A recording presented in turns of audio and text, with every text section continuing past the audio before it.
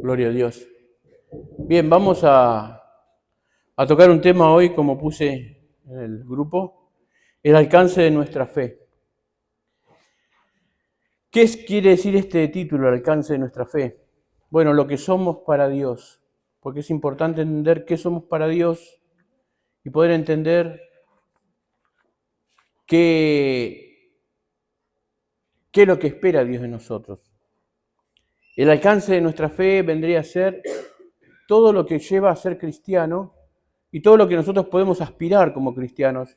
A veces no entendemos qué somos, qué es esto del cristianismo y que, bueno, con el correr de las pruebas o el correr de los tiempos se va diluyendo a veces nuestra fe, o parece que se diluye nuestra fe, porque empezamos a frustrarnos o a no hacer las cosas que nos parece que vamos a hacer en el Señor, y a veces porque no entendemos cuál es el objetivo de ser cristiano, cuál es la pasión de Cristo que se traspasa a la gente, para que vos también tengas la misma pasión.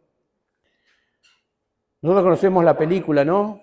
Todos siempre relacionamos con la televisión, somos una sociedad que se basa en los libros y en la televisión, y cuando uno lee, uno habla sobre la pasión de Cristo, lo primero que le viene es la crucifixión, ¿no? La película esta, La Pasión de Cristo, como que su pasión era morir en la cruz, pero realmente su pasión era salvar el mundo. La cruz fue el medio, pero no la pasión de Cristo. Cristo no vino apasionado a morir en la cruz.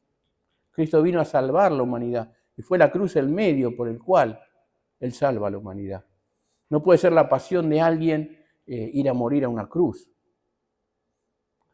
Pero la pasión de Él eran las almas. Y era tan grande esa pasión que aunque vino la cruz, no la resistió. La pasión de Cristo refleja el amor que se tiene hacia el cristiano, hacia la persona no convertida. Porque tanto no convertidos como cristianos necesitan que uno esté dando ese mensaje de Cristo. Entonces tomé tres escrituras.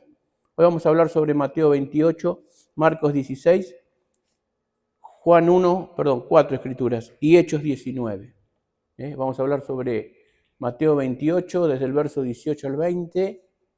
Vamos a hablar también de Marcos 16, versos 15 al 18. Juan 1, 12, 13, explicando un poco los últimos dos versículos. Y finalmente vamos a hablar sobre Hechos 19. Vamos a marcar perfectamente lo que es el alcance de Dios en nuestras vidas. Para entender un poco de qué estoy hablando, tenemos que entender un poco lo que es Jesucristo y lo que hizo Jesucristo por nosotros.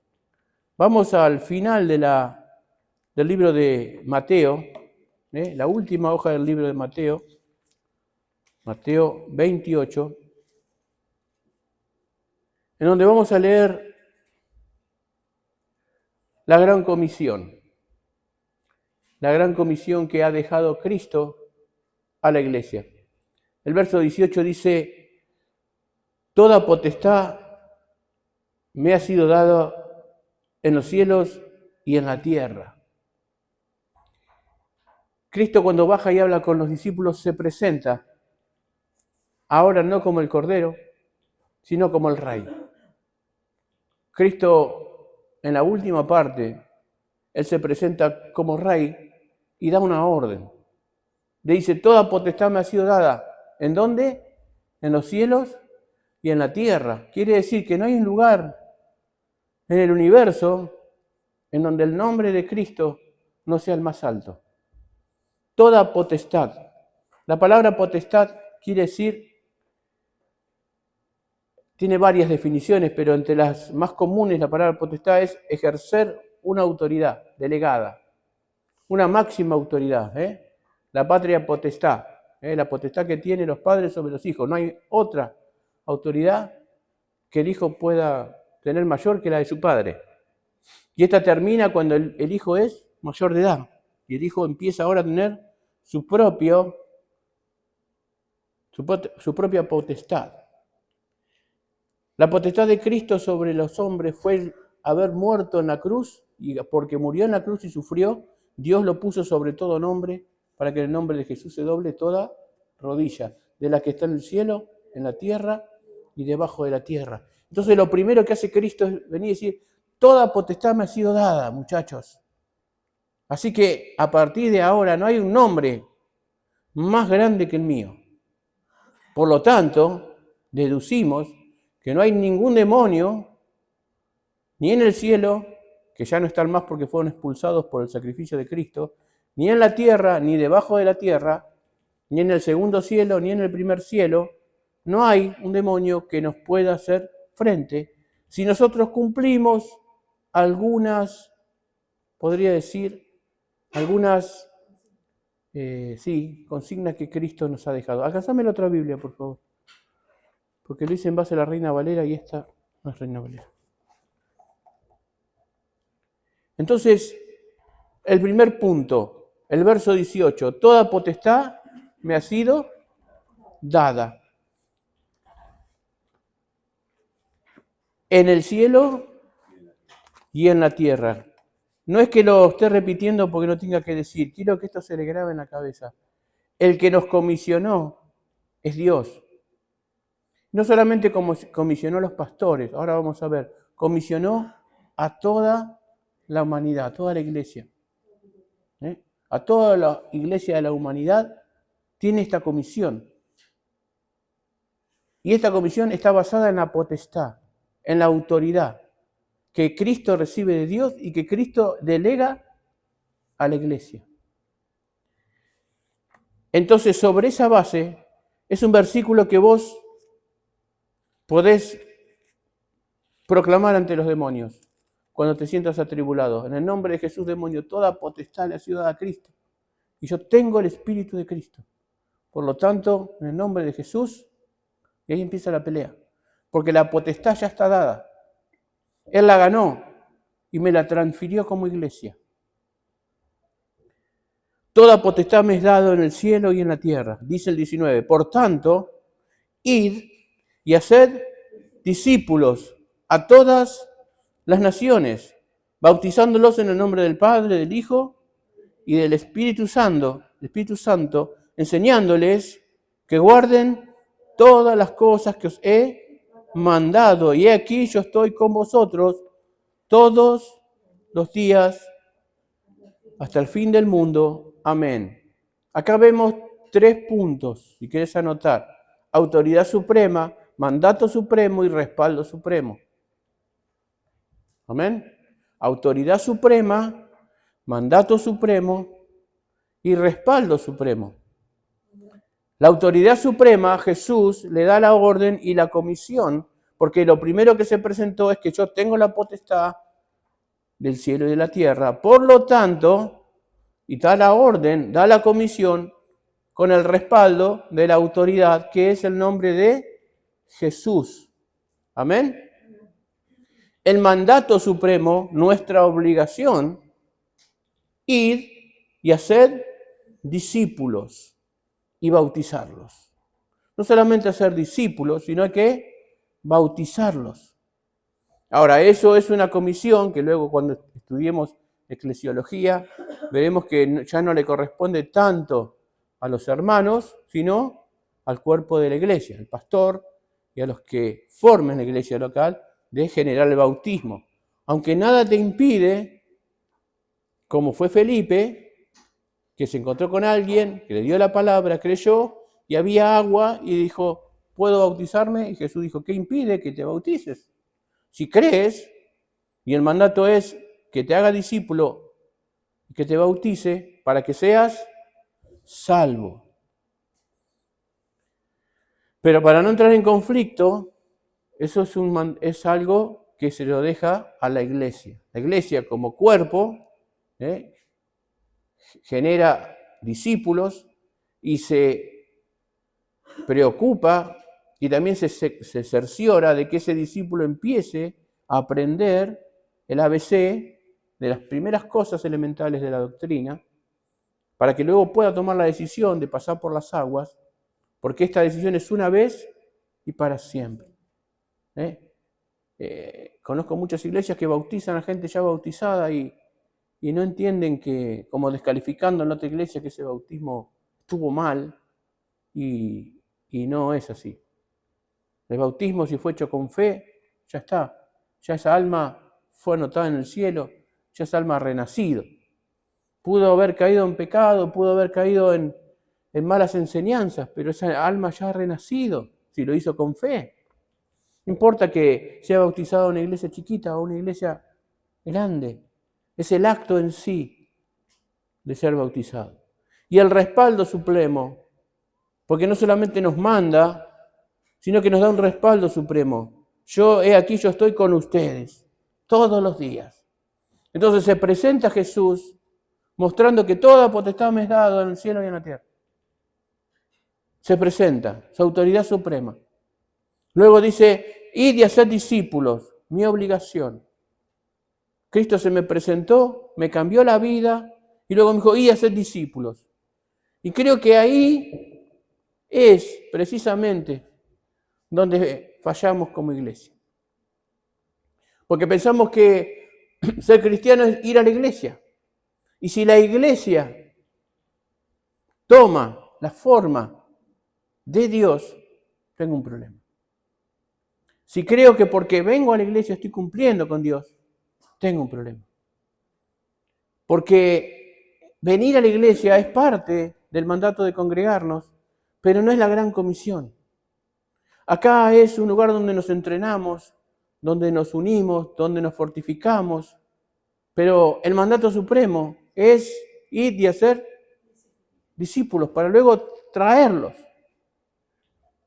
para que las personas que ya están adiestradas en la maestría puedan discipularlos. ¿Qué es discipular? Bueno, es enseñarle al discípulo. ¿Y qué es un discípulo? Un alumno que se convertirá en un maestro. Amén. Esa es la visión de la iglesia. Ahora el espíritu inmundo no quiere que esto pase. Entonces susurran los oídos y vienen los egos, vienen las malas interpretaciones de la escritura y empezamos a deformar el sentido original de la comisión.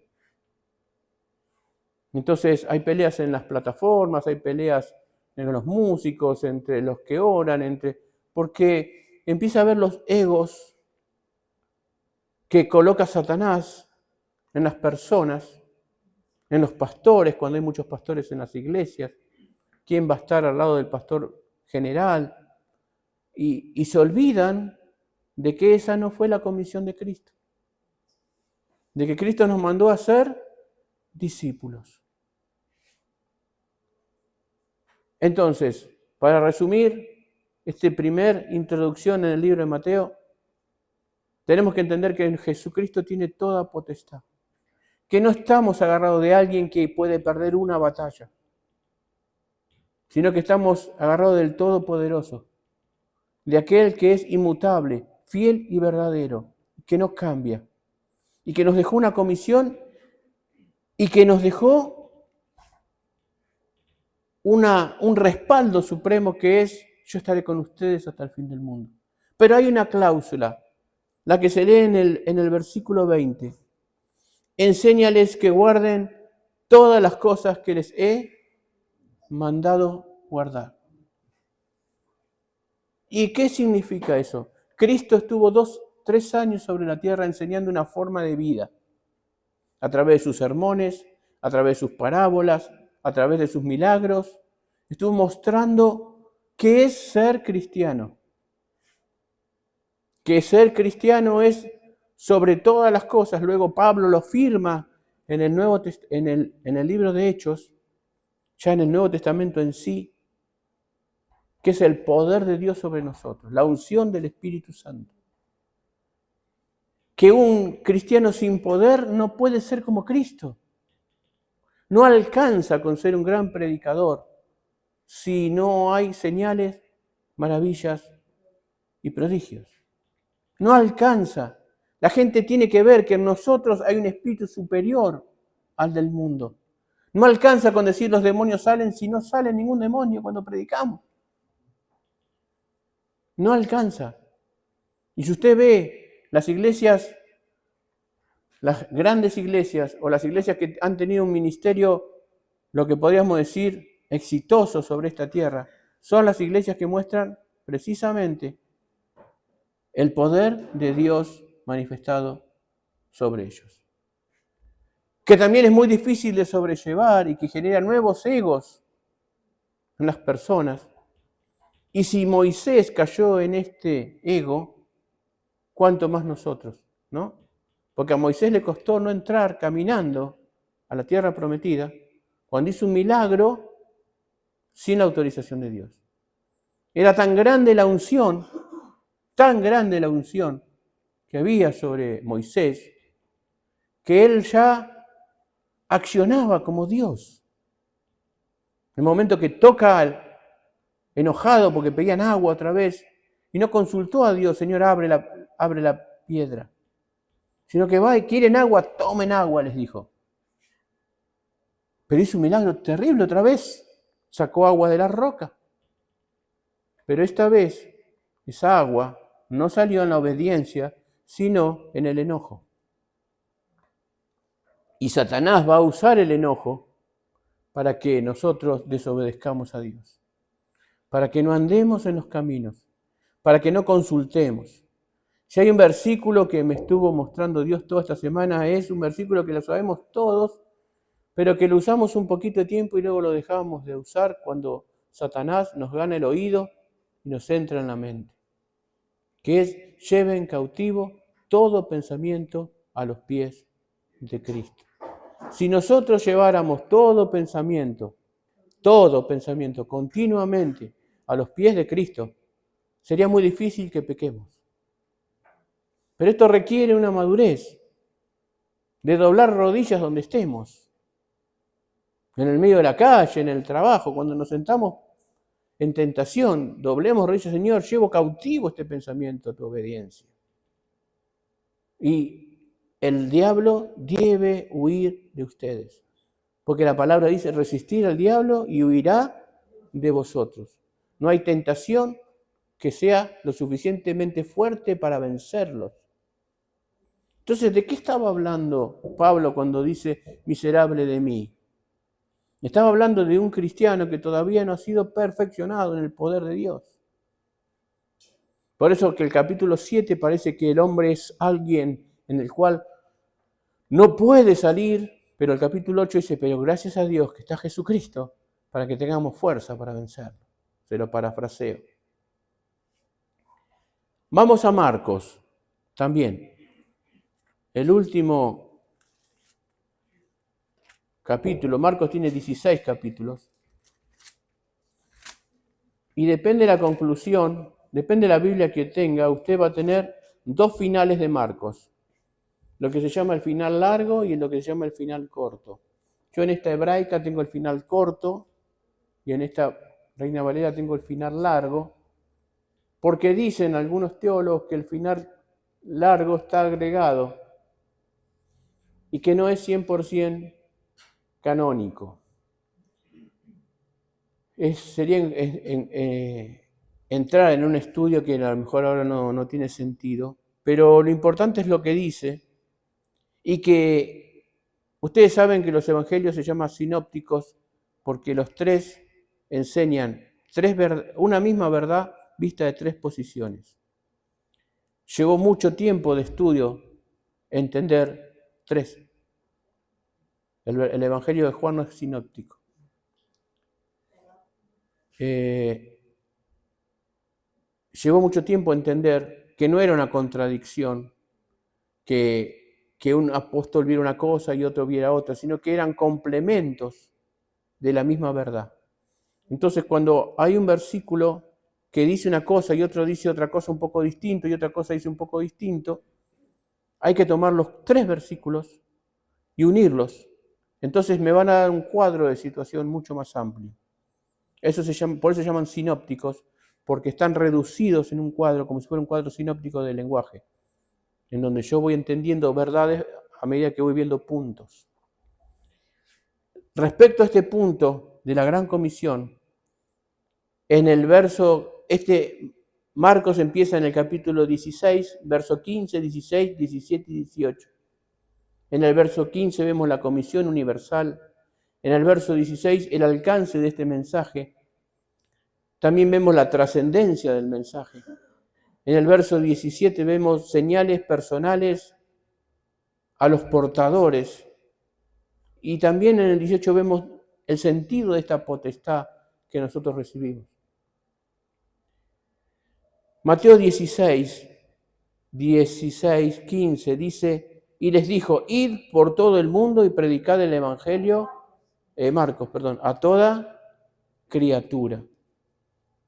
Nosotros teníamos la gran comisión en otro, toda potestad me es dada, en el cielo y en la tierra, hacer discípulos y enseñar estas cosas. Acá vemos que se añadan un poquito más y dice, id por todo el mundo y predicad el evangelio a toda criatura. Porque a mí no me corresponde saber quién será salvo y quién no será salvo. Eso es una decisión del Espíritu Santo. A mí me corresponde ir y predicar el evangelio.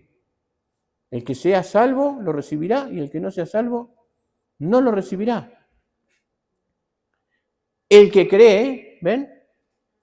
Y fuese bautizado será salvo, mas el que no cree será condenado.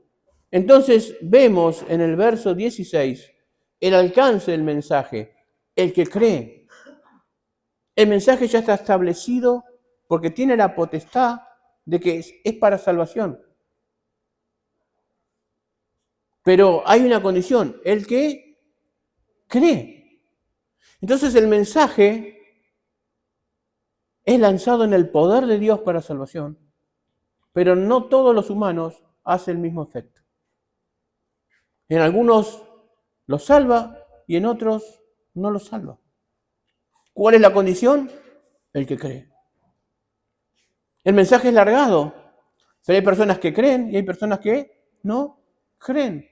Y si no creen, ese mensaje universal no es universal para esa persona. Porque la condición es creer, bajarlo al corazón. ¿Entienden eso? No es el mensaje que tiene la fuerza de la salvación, aunque sí lo tiene, pero no es eficaz si no es mezclada con la creencia de la persona que lo escucha. Por eso dice que se cree con él. ¿Cómo dice Romanos 10:10?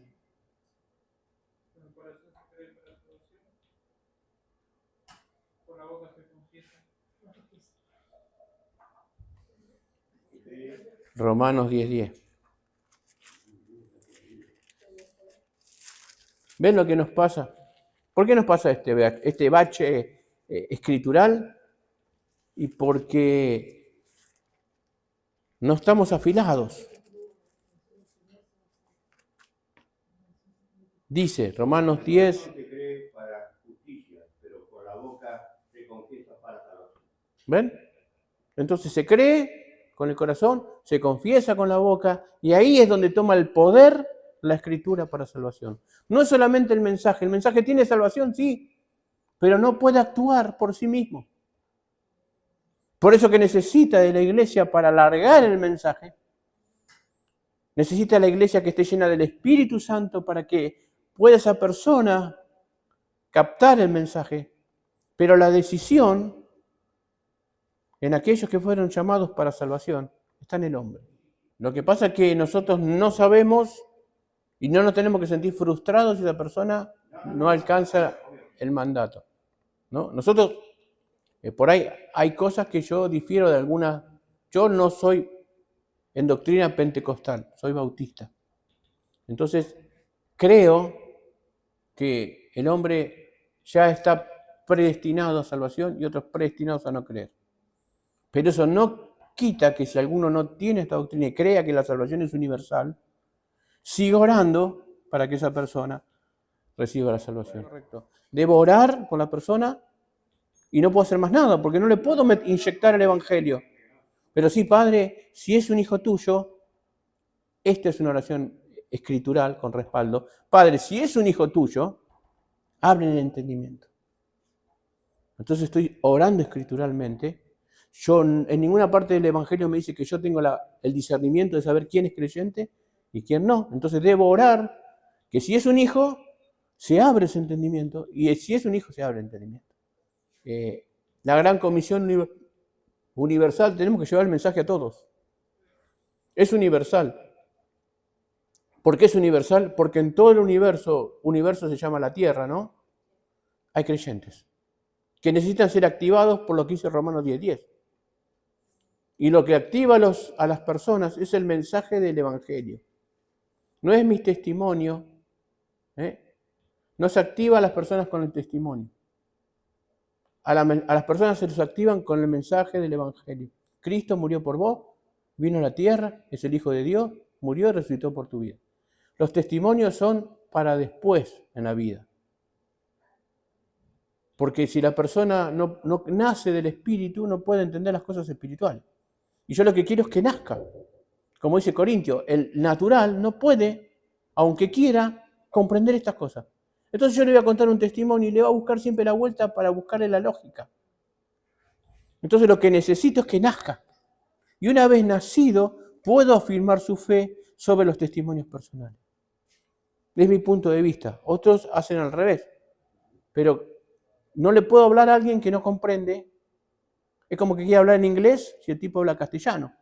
Debo primero enseñarle el idioma para luego hablarle y me entienda. Entonces, volvemos. Marcos 16:15. Id por todo el mundo y predicar el Evangelio a toda criatura. El que creyere y fuere bautizado será salvo, mas el que no creyere será condenado. Entonces vemos los dos puntos que les marqué. El alcance de este mensaje al que cree. Y la trascendencia es la salvación. La trascendencia del mensaje, el sentido más importante, la frutilla del postre, es la salvación. Por eso es que nosotros a veces perdemos de vista qué es la iglesia. La iglesia es salvar las almas. Entonces empiezo a dedicarle más tiempo a mi trabajo, más tiempo a mis cosas, más tiempo. Y me pierdo de vista que yo recibí una potestad. Que esa potestad fue pagada con la vida del Mesías. Y que me fue dada el día que yo creí y acepté a Cristo como mi Señor y mi Salvador. Y el Espíritu que levantó a Cristo de los muertos ahora habita en mí. Por lo tanto, los milagros, los prodigios y las señales que hacía Jesús habitan en mí. Con la diferencia que yo no los puedo alargar por mi propia voluntad. Amén. No puedo caer en el pecado de Moisés. Toda manifestación tendría que estar, como decía Gigi Ávila, guiada por la voz del Espíritu Santo. Me cuento una anécdota que contó cuando vino acá. Tuve la bendición de formar parte de ese evento y de estar en la parte de seguridad, porque recién era nuevo, entonces no pude, pero formé parte del evento de cuando vino la última vez Gigi Ávila a Mar del Plata. Y contaba a los obreros que Dios le ponía que tenía que hacer una campaña, pero no le decía dónde, ni cuándo, ni a qué día. Entonces le entraba en esos famosos, en su cuarto de oración, y no salía hasta que Dios le decía dónde era, a qué hora era, en qué ciudad era, con cuánta gente tenía que ser, y le daba toda la información. Y él sabía, por boca del Espíritu Santo, que iba a haber prodigios, milagros, sanidades. Entonces él venía con una logística. Lo mismo cuenta Carlos Anacondia, lo mismo cuentan los grandes, que no se mueven si el Espíritu Santo no revela el milagro. Lo mismo cuenta Carlos Holligan, que yo escucho, dominicano, que cuando él va viajando le dice, en el culto va a haber una persona, y yo lo he vivido, eso Cristo también lo ha vivido, la voz del Espíritu diciendo, a esa persona va a recibir la sanidad. Cuando fuimos a orar por una chica Fue algo muy fuerte para nosotros, ¿no? Levantar a una persona paralítica y la pudimos levantar. Pero luego había tanta opresión satánica que el milagro quedó diluido porque no pudimos obrar bien sobre ese lugar, porque no estábamos abocados, teníamos que trabajar y tuvimos que volver y nos teníamos que haber quedado. Y bueno, las cosas que uno hace a veces porque no entiende lo que es vivir del Evangelio, y tampoco podíamos vivir del Evangelio porque tampoco entendía la gente qué es vivir del Evangelio para los pastores. Pero fuimos 2 días a levantar una chica y en la casa se juntó mucha gente en el primer culto. Yo tocaba la guitarra, la gente caía de las sillas, tocaba por el poder de Dios. Y en el segundo culto que hacemos, ahí estaba la chica que quería ser levantada. Y de golpe yo siento ahora. Así, ahora. Entonces yo voy donde está la chica y la tomo de la mano. No dije ni siquiera en el nombre de Jesús. La tomo de la mano y la chica se levantó. Y el demonio salió y caminó. La guía del Espíritu Santo. En nosotros está el poder, pero no el poder de sacarlo cuando nosotros queremos. Y ese poder tiene limitaciones en el pecado personal. El pecado personal te cierra la capacidad de ministrar. El pecado personal no te da, es como que tenés un caño de 1 pulgada y el pecado te deja un caño de 5 octavos. Y acá viene toda la fuerza del Espíritu, que no puede salir. Y eso hace que se vuelva para atrás, lo que se llama constrictar el Espíritu, volverlo para atrás. Porque sale con la fuerza de la vida, pero no puede salir afuera, porque yo ensucié el vaso de salida. Eso es potestad. Por eso en la cláusula de Mateo dice, y enséñales que hagan lo que yo hice. Entonces, como vemos, el Evangelio es un poco más complicado y ser iglesia es un poco más complicado. ¿Por qué? Porque tiene obligaciones. No es que mi santidad me va a ganar el cielo porque la salvación yo la tengo por la fe. Pero lo que me va a recortar pueden ser años de vida, porque la palabra dice que si yo estoy en desobediencia, años de vida se me restan, más si estoy en obediencia, largura de día tengo, y se me aumentan días, pero salvando la estadía sobre la tierra. Lo que se me resta es la intensidad del poder del Espíritu Santo sobre mi vida. Sed santos porque yo soy santo. No es tanto como nosotros lo entendemos, de ser un santo. Lo que está diciendo es, apártense del mundo como yo me aparto. Porque ser santo es ser apartado. Apartado de este mundo. Me tienen que ver literalmente como un loco. Ahí va el loco. Pero ese loco te puede salvar. Ese loco te puede salvar. Ese loco te puede curar. Ese loco te puede liberar. Pero somos un loco porque no entramos en los parámetros del mundo. No digo que estemos como un loco desquiciado. Que nos vean, pero no por la actitud de un loco desquiciado, sino que porque no encajemos en su forma de pensar. Amén. En el centro hay un hombre que predica, no sé si lo han visto. Jesús te llama, ¿viste? Y predica, pero está muy desgarbado, está muy sucio, está con ropa y hace cosas. Entonces no impacta. Tiene una gran fe ese hombre. Yo me lo puse a escuchar. Y los mensajes son coherentes. Pero su entorno le ganó. Entonces yo debo ser un loco, no así, porque no impacta, no salva, no lo escuchan. Y él lo hace con pasión, pero no alcanza con la pasión. Debemos ser sobrios, debemos ser entendidos. Nuestra locura es solamente para la sabiduría del mundo, pero para los hijos de Dios, poder de Dios, dice Pablo. Amén. Entonces, la trascendencia de este mensaje es la salvación o la condenación. Entonces, se nos dio algo muy hermoso para no ejercitarlo. Tenemos en nosotros la vida. Como le dice Pedro, mira, no tengo plata ni oro, pero tengo algo mucho mejor. Te voy a sanar. Y se levanta. Este cojo, dice cojo quiere decir que no solamente no podía caminar, sino le faltaba algo. Había algo que no estaba, que no podía firmar.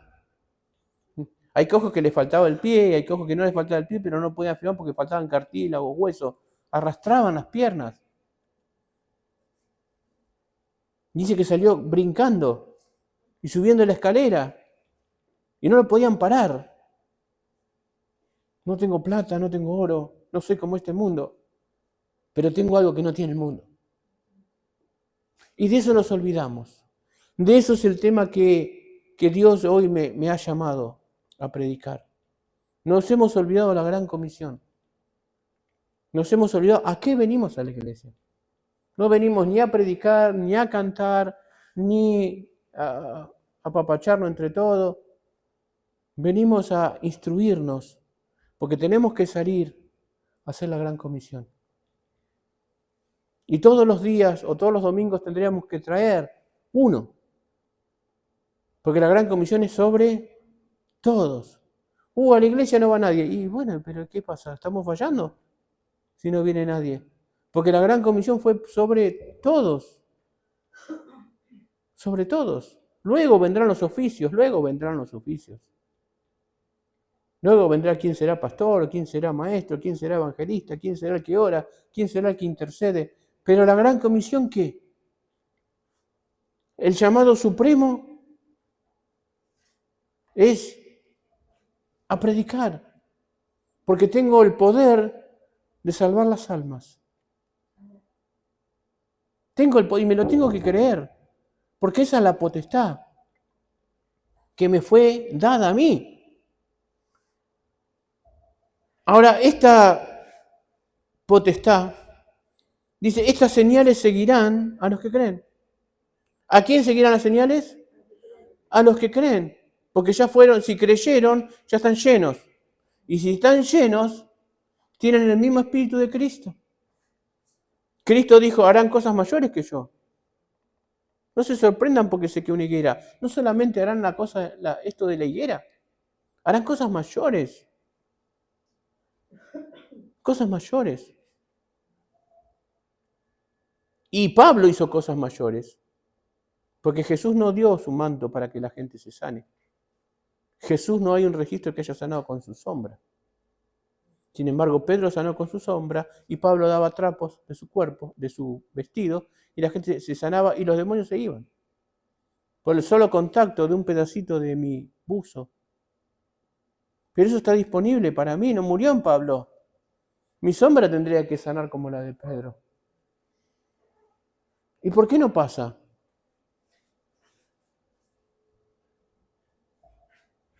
¿Por qué no pasa? Porque perdemos el rumbo de qué es ser cristiano.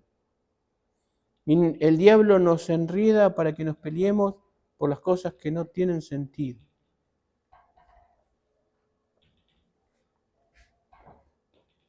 Estas señales seguirán en mi nombre, la cláusula, la potestad delegada, echarán fuera demonios, hablarán nuevas lenguas, tomarán a mano serpiente y beberán cosas mortíferas y no les hará daño. Sobre los enfermos pondrán sus manos y estas señales seguirán en mi nombre. Toda potestad me es dada, dijo Cristo, ¿no? Y esa potestad les dada a la iglesia. ¿De dónde lo saco? Vamos al Evangelio de Juan. Juan 1, para entender esto que estamos viendo, de la autoridad que tenemos, de por qué la tenemos y por qué la tenemos que ejercitar.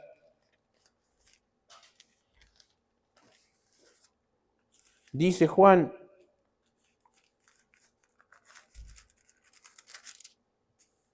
12:13.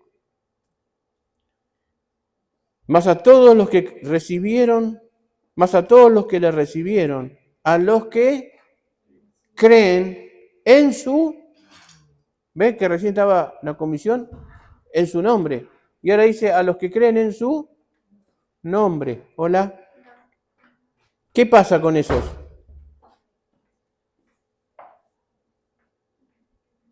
A los, más a todos, ¿lo tienen? Juan 1:12. Más a todos los que le recibieron, a los que creen en su nombre, les dio ¿qué les dio? De ser hechos hijos. Entonces, ¿qué tenemos nosotros? Potestad. ¿Qué tiene Cristo? Potestad. Es la misma. Si usted va al griego, es la misma palabra. No hay una potestad chiquita, una potestad grande. Es potestad. Es la gobernación delegada de Dios, que se la dio a su Hijo y su Hijo se la dio a la iglesia. Porque la iglesia es el cuerpo de la cabeza. Y si la cabeza tiene potestad, ¿el cuerpo qué tiene? Y la misma. Usted tiene unción en su cabeza, en su pie, en su cuerpo. La unción no está solamente en su cabeza. La iglesia es el cuerpo de Cristo. ¿Entiende eso? La iglesia es el cuerpo de Cristo. Y si Cristo es la cabeza, su cuerpo reacciona igual que la cabeza. Si Cristo sana, la iglesia sana. No puede haber una iglesia como enseña que ya pasó. Eso como enseña MacArthur, ya pasó, dice MacArthur. Eso fue eventos especiales para que la gente crea. Pero si la iglesia no tiene ese poder, ¿qué iglesia está representando? Cristo se quedó sin fuerza en su cuerpo. El Cristo que nosotros decimos que fue el mismo ayer, hoy, por los siglos, que hoy no tiene poder su cuerpo, o no puede sanar su cuerpo, o no puede liberar. ¿Qué pasa con la comisión de Marcos que acabamos de leer? No. Las malas interpretaciones a veces hacen que la gente no use el poder. MacArthur se irá al infierno porque enseña esto, no. Porque enseña bien la parte de la salvación. Pero lo que está negando es que la iglesia tenga poder. Está negando que la gente pueda comunicarse con Dios a través del hablar en lenguas.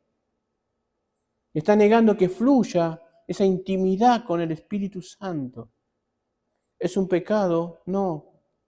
Es mal adoctrinamiento. No tendrá los galardones que tendría que tener. Perderá galardones, pero no perderá la salvación. Ahora bien, esto será explicado en otro momento. Pero lo importante es entender que la iglesia tiene que tener poder. Entonces, a todos los que le recibieron, a los que creen en su nombre, les dio la potestad de ser hijos de Dios, los cuales no son engendrados ni por voluntad de hombre, ni por voluntad de sangre, ni por voluntad de carne, sino por voluntad de Dios. Fuiste engendrado por voluntad de Dios. ¿Quién te llamó? Dios. ¿Cómo naciste? Por la fe. ¿En qué cosa? En el Evangelio. ¿Y qué es el Evangelio? Lo que hizo Cristo sobre la tierra. Eso engendró en vos el Espíritu Santo. Y cuando uno engendra algo, tiene que dar a luz. ¿Y qué da a luz el que tiene engendrado el Espíritu Santo? Señales, prodigios, maravillas. Si nunca pariste las cosas espirituales, es que hay algo mal. No puedes estar engendrado y encinta toda la vida. Tenés que parir lo espiritual. Tiene que haber actos espirituales en tu vida. Tenés que sanar. Tenés que, tal vez no sanes, pero conviertas a las personas. Es más milagro ver la conversión que una sanidad. Porque la conversión es para la vida eterna, más la sanidad es temporal. Ese cuerpo se morirá. Pero el que nace del Espíritu vivirá eternamente. Pero solamente un creyente puede hacer nacer a un creyente. Amén. Y no todo creyente tiene el don de hacerte nacer del Espíritu. Y ahora la vamos a ver, por eso lo dejé para el final. Pero antes te quiero decir esto. Al ser hijo recibimos la potestad. Escucha bien. Esta potestad permite al creyente tomar autoridad sobre toda fuerza del mal y vencerla. No hay demonio que nos pueda vencer. Las películas de terror son toda una mentira. No tiene el poder el diablo de vencerte y lastimarte. Si se planta un hijo de Dios ante la reprensión del Espíritu Santo, tiene que retroceder. ¿Puede haber una pelea? Puede haber una pelea. ¿Puede haber una lucha? Espiritual me hablo. Puede haber una lucha. Pero tarde o temprano tiene que retroceder. Si no es liberado, tiene que retroceder. A mí me tocó una vuelta ir a liberar un endemoniado en una casa y no salió del todo, pero tuvo que retroceder. La persona volvió en sí, dejó de lastimarse, y luego la voluntad de él fue seguir adorando al Gauchito Gil. Yo ya ahí no pude hacer más nada. Pero cuando ministramos, se sujetó. No salió, pero tuvo que contenerse. Y tuvo que acatar la orden cuando le dije al espíritu humano, le ordeno que vuelva a tomar posesión del cuerpo. Y tuvo que acatarlo. No salió porque tenía legalidad, que él mismo se la había dado y que no la quería soltar. Después me enteré. Pero la palabra se cumplió. El espíritu tuvo que obedecer. Entonces hoy estamos aprendiendo que tenemos autoridad. Y autoridad sobre el pecado. Y autoridad sobre nuestra vida.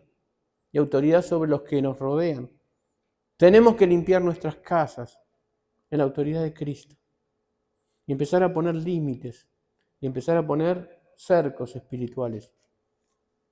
Cercos. Si tengo que convivir con alguien, ponerle cercos espirituales. Estaba leyendo. Ponerle cercos. No vas a pasar por acá. Te limitarás a vivir en ese lugar hasta que te vayas de este lugar. Cercos espirituales. Para que el resto de la casa sea santificada y gobernada por Dios. ¿Amén? A veces no podemos echar un hijo, porque sabemos que si lo echamos, lo estamos destruyendo. Pero le podemos poner un cerco, estaba leyendo que no salga de su habitación.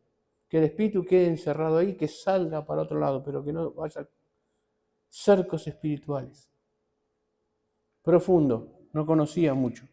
Profundo. Te moverás ahí, porque la potestad la tengo yo.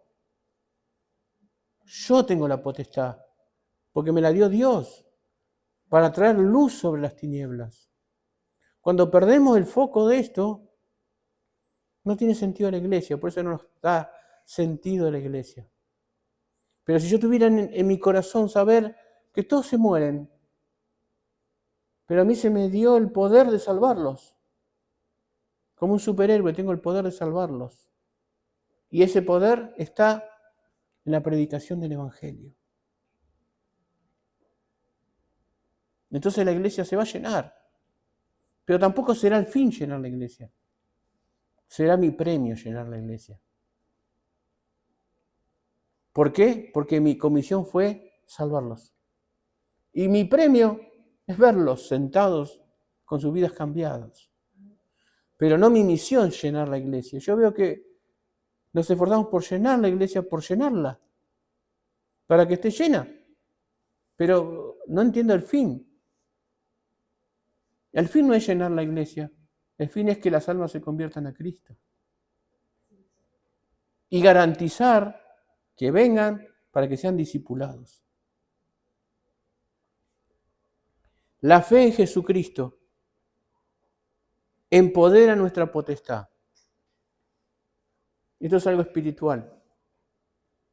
La fe en Jesucristo empodera nuestra potestad. Cuanto más fe tengo en Cristo, más estoy empoderado de su poder. Ahora, presta atención, esto tiene 3 puntos importantes. Primero, la fe en Jesucristo, es el título, empodera nuestra potestad. 1. Jesús es galardonador con una potestad sobre todos. Segundo, Jesús deposita en su nombre el poder entero de dicha potestad. Te lo voy a explicar todo esto. Tercero, el creyente al recibir la potestad esta se activa por el nombre de Jesús. El creyente al recibir la potestad, esta se activa en el nombre de Jesús. Ahora, ese nombre se activa en nosotros cuando Jesús es vivido por nosotros de una manera íntima, no cuando el nombre solo se pronuncia. Se lo vuelvo a repetir porque es algo fácil, pero que es un arma espiritual que hoy Dios me estuvo mostrando. Jesús es el galardonador con una potestad sobre nosotros. Toda potestad, lo que les expliqué recién, toda potestad me es dada. Si usted cree, Él me galardona con la misma potestad. Para ser el primero de muchos hermanos, dice la Escritura. Cristo es el primero de muchos hermanos. Y los hermanos son todos igualitos en el reino de Dios.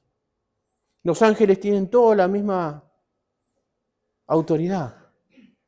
Se manejan iguales, tienen el poder que Dios les dio. Los seres humanos hoy estamos caídos, pero vamos a tener esa gloria. Entonces, Jesús nos regala la potestad. Segundo, Jesús deposita en su nombre el poder de dicha potestad. Como leímos recién, que en su nombre haremos señales, en su nombre levantaremos. No tengo plata, pero en el nombre de Jesús, levántate. Entonces, el empoderamiento de la potestad está en el nombre. Ahora, el creyente al recibir la potestad, la activa cuando da el nombre, pero este nombre se activa si vos tenés comunión con Cristo. Si no hay comunión, el nombre por sí solo es una mera pronunciación de un nombre. No activa nada espiritual, ni en nosotros, ni en el que recibe el nombre. Para finalizar, vamos a Hechos 19, la historia esta, vamos a ver desde el capítulo 1 al 19, que está resumido todo lo que yo les dije. Hechos 19. A mí me gusta Hechos 19 porque muestra todo esto que yo les dije. Primero, que hay personas que pueden hacer nacer del Espíritu y personas que no pueden hacer nacer del Espíritu. No todo cristiano te puede hacer nacer del Espíritu. ¿Qué quiere hacer nacer del Espíritu? Aquella persona que pone las manos sobre vos y vos automáticamente estás hablando en lengua. No toda persona que te pone las manos sobre vos hace que vos nazcas del Espíritu. Hay personas que hacen nacer del Espíritu y hay personas que hacen nacer de nuevo. Una cosa es nacer de nuevo y otra cosa es nacer del Espíritu. Son dos cosas distintas. Una cosa es nacer para vida eterna y recibir el Espíritu Santo. Y otra cosa es nacer y recibir el Espíritu Santo con poder para ejercerlo. Son dos cosas distintas, ¿sí? Uno recibe el poder para manifestar poder. Uno puede recibir el Espíritu para hacer vida, para tener el Espíritu dentro de uno y ser salvo. ¿Qué es lo que no entiende mucho MacArthur?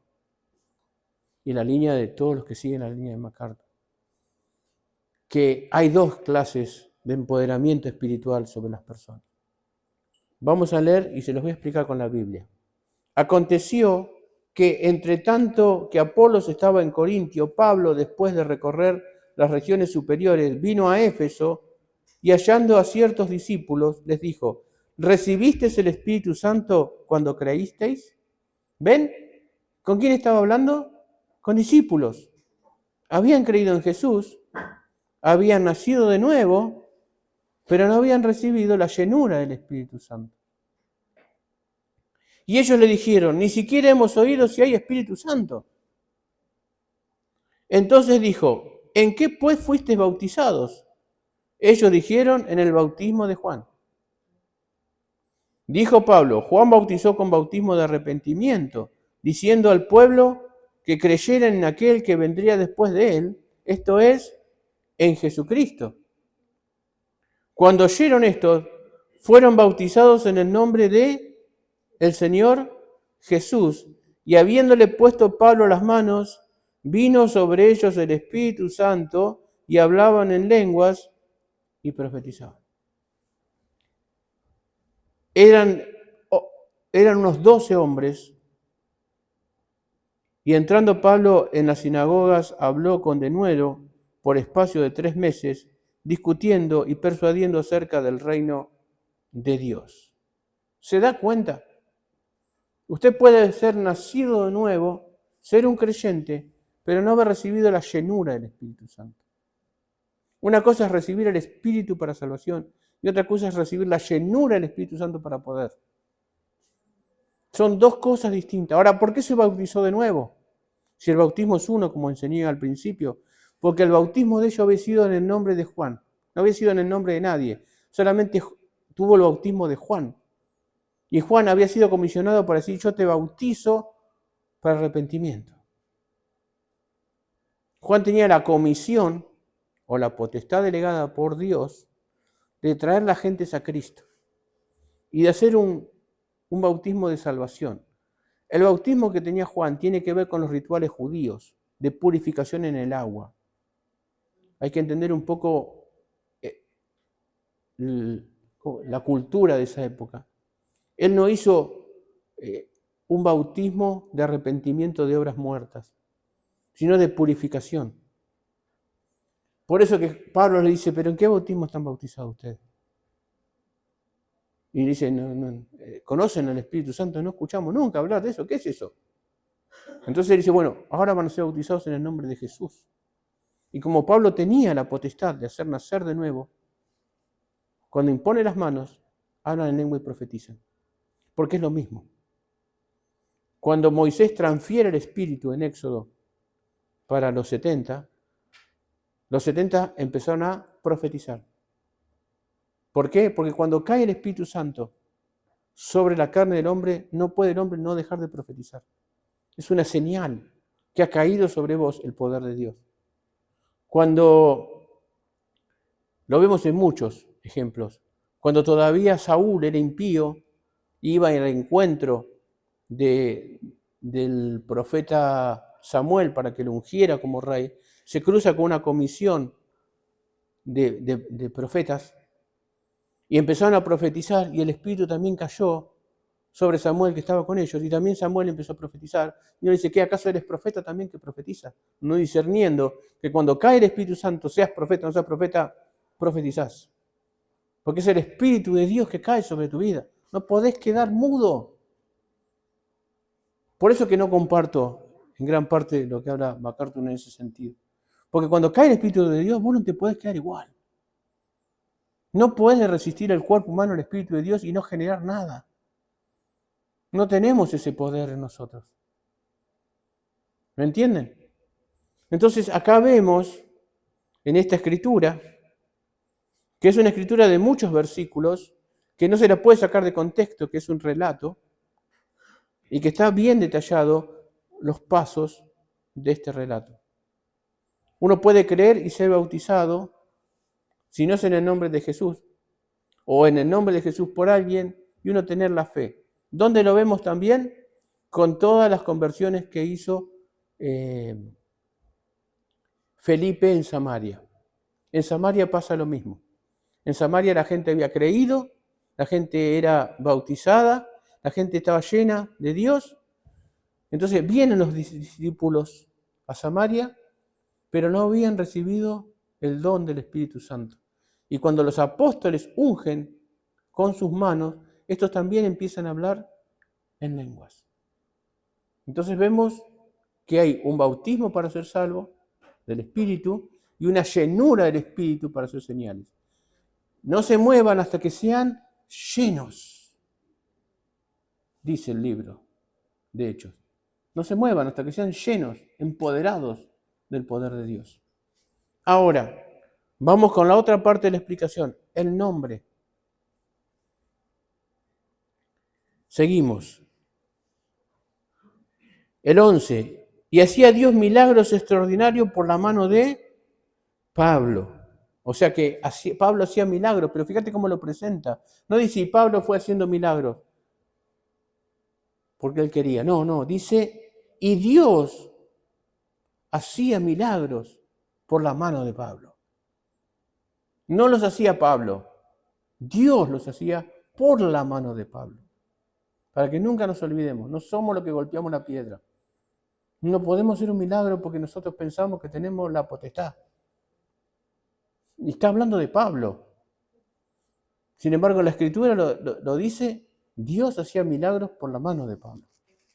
De tal manera que aún se llevaban a los enfermos los paños o delantales de su cuerpo, y las enfermedades de ellos se iban y los espíritus salían.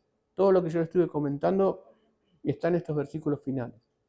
Pero algunos de los judíos, fíjate esto, el punto que yo les dije, que el nombre sin intimidad no sirve de nada.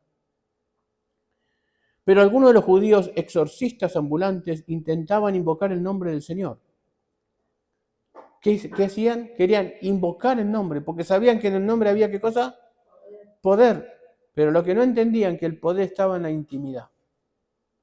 Entonces estos eran exorcistas ambulantes y querían invocar el nombre de Jesús sobre los que tenían espíritus malos, diciendo, os conjuro por Jesús, el que predica Pablo. Había 7 hijos de un tal Esceva, judío, jefe de sacerdote, que hacía esto. O sea, jefe de sacerdotes. Conocía la Torá, conocía la ley, pero no conocía la verdad de Cristo. Nunca lo aceptaron en su corazón. Y solamente pronunciaban el nombre porque el nombre ellos veían que tenía poder, pero ese nombre no estaba en su corazón. Fíjate lo que pasa. El 15. Pero respondiendo el espíritu malo le dijo, a Jesús conozco y sé quién es Pablo, pero vosotros, ¿quién sois?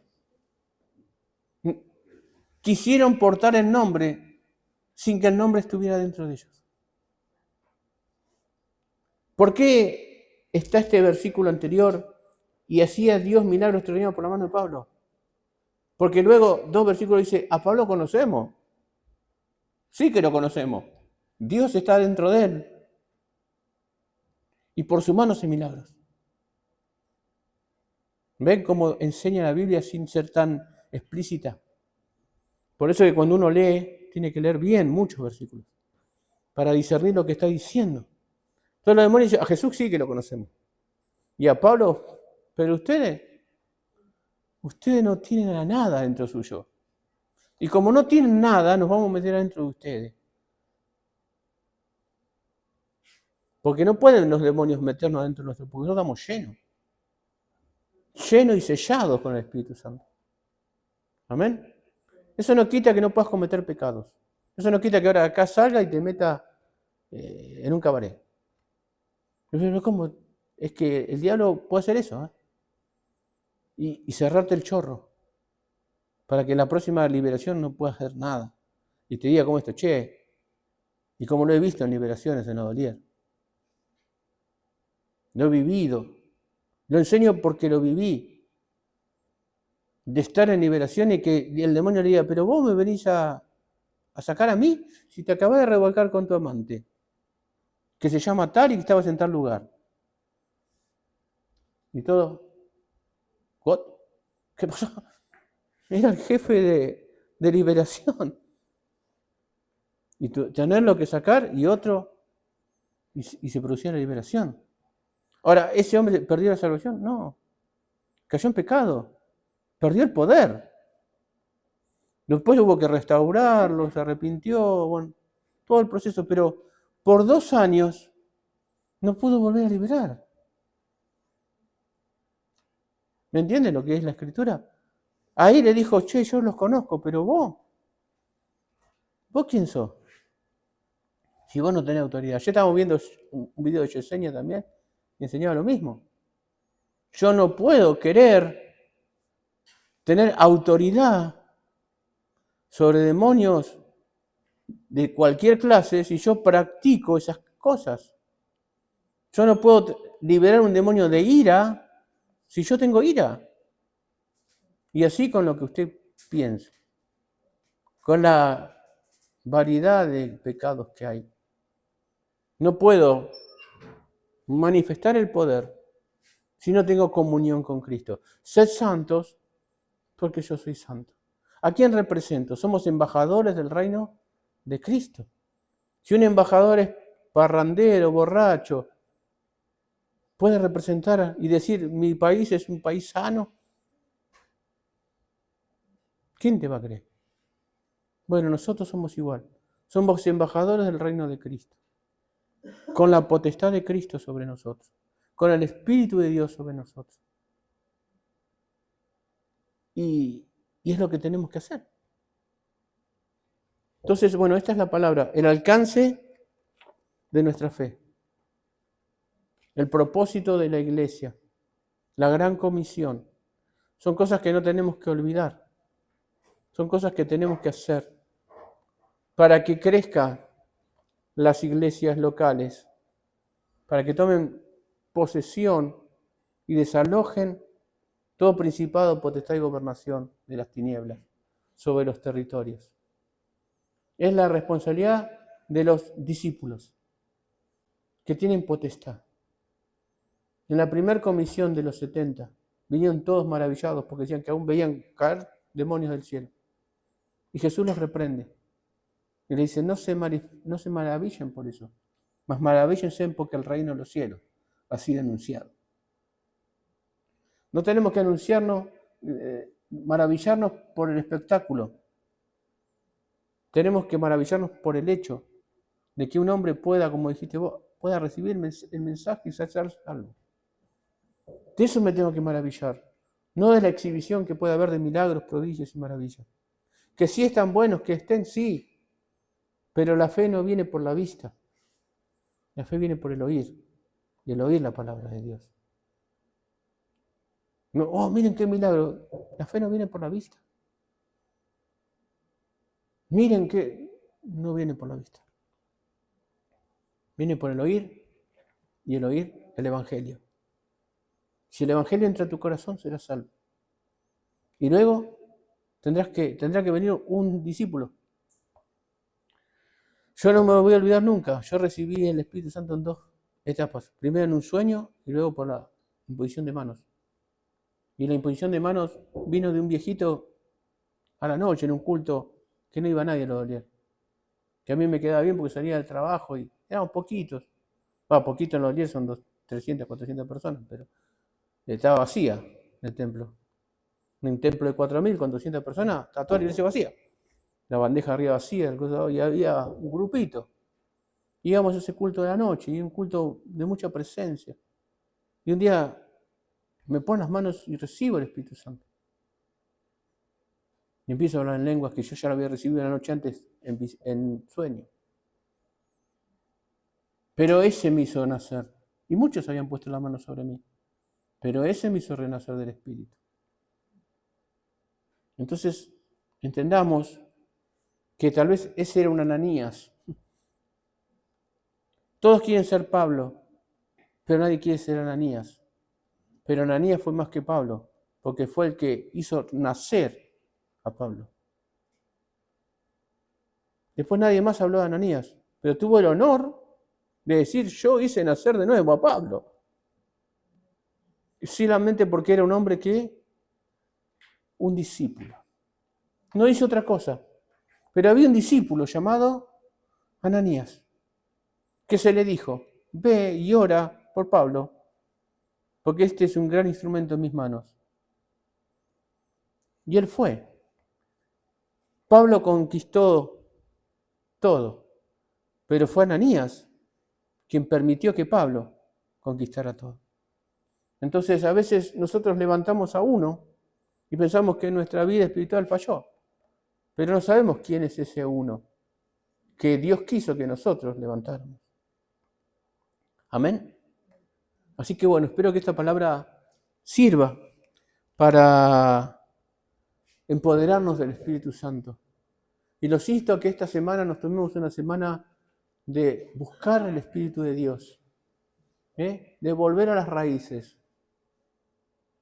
Tengo algo contra ti, que has dejado el primer amor. Uno de los 7 ayes que están en Apocalipsis, pero tengo esto contra ti. Eso es universal para todas las iglesias y todos los tiempos, como lo enseñamos. Que has dejado tu primer amor. Y nuestro primer amor era ese. Queríamos darle el mensaje a todos. Donde íbamos hablábamos de Cristo. Donde íbamos predicábamos. Donde íbamos decíamos, ¿puedo orar por tu vida? Por lo menos a mí me pasó. Y con el tiempo se fue diluyendo mi primer amor. Y eso se nota a la hora de enfrentarme con Satanás.